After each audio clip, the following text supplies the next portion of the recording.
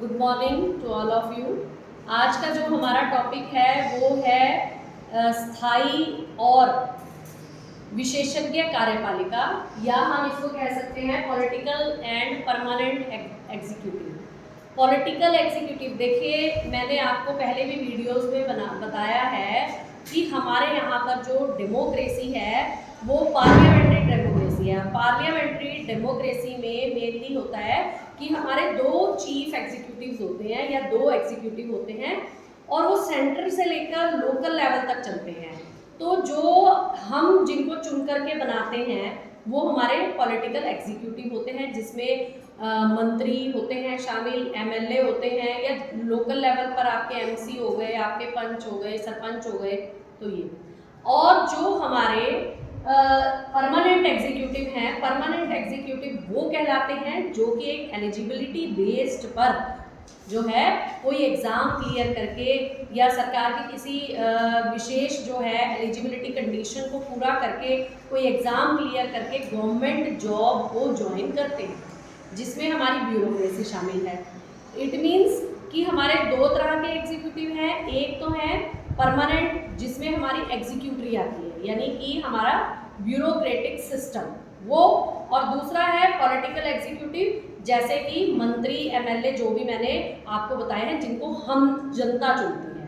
तो अब इन दोनों में डिफरेंस क्या है? देखिए, जो मंत्री होते हैं या जो पॉलिटिकल एग्जीक्यूटिव होते हैं उनके लिए कोई एज बार नहीं होता, लेकिन इनके परमानेंट एग्जीक्यूटिव के लिए एज बार होता है। मिनिमम एज बार है 18 ईयर्स और मैक्सिमम होता है 42 ईयर्स, अगर आप किसी गवर्नमेंट एग्जीक्यूटिव का पद प्राप्त करना चाहते हो। ठीक है।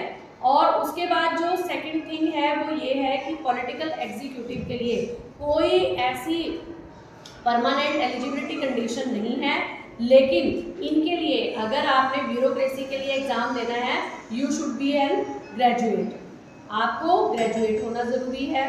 अगर आपने क्लर्क की कोई या हेड क्लर्क की या इवन ऊपर की जितनी भी हमारी पोस्ट निकलती हैं, जो पोस्ट होगी, अगर उसमें कोई स्पेशलाइजेशन से रिलेटेड है, जैसे इंजीनियरिंग, तो उसके लिए बीटेक ज़रूरी है, एमटेक ज़रूरी है ना।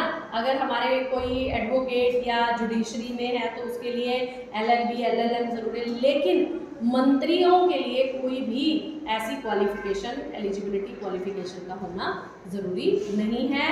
और तीसरी चीज़ ये है कि ये परमानेंट इसलिए होते हैं कि ये 60 साल की उम्र तक, जो परमानेंट एग्जीक्यूटिव है 60 ईयर तक ये अपने पोस्ट पर बने रहते हैं, अगर कोई बीच में कोई दिक्कत ना आए, यानी कि किसी की डेथ हो गई या मेंटल लेवल पर कोई जो है अनएलिजिबल हो गया, तो वो बात अलग है। अदरवाइज इनकी रिटायरमेंट तक ये परमानेंट रहते हैं। लेकिन मंत्री हर 5 साल बाद आते हैं और फिर जो है ज़रूरी नहीं है कि उसी डिपार्टमेंट के वो मंत्री बनेंगे। तो ये मैंने मेन डिफरेंस आपको बताया है।